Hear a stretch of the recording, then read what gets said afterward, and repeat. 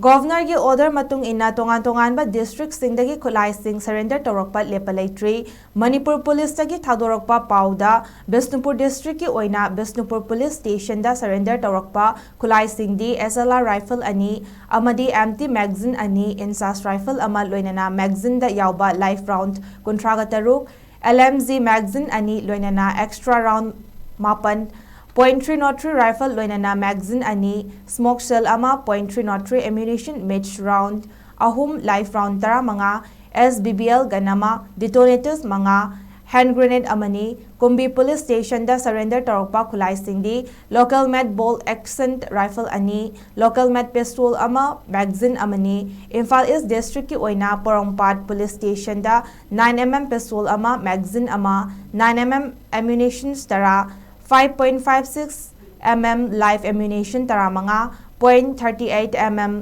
live ammunition taret 12 bore live cartridge taruk number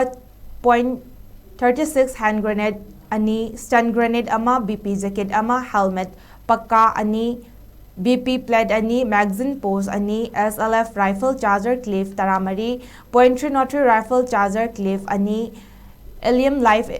ammunitions mari surrender Tourakre hairi Andhra police station dasu hand grenade ama bomb ama M16 rifle live round taret AK rifle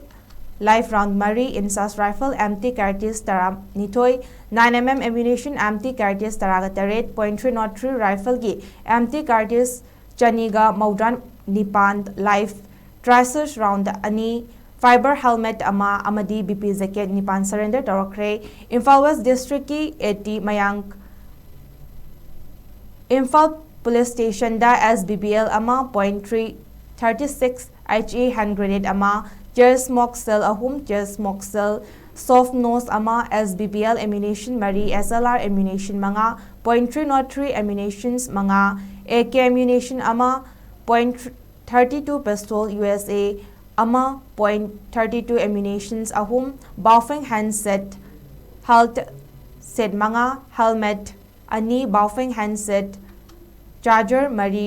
BP plastic plate ama BP cover ani high trajectory modified mortar pompi ama shoes spear mari camouflage shirt ama camouflage pant ama amadi jacket ama surrender Tourakre hairi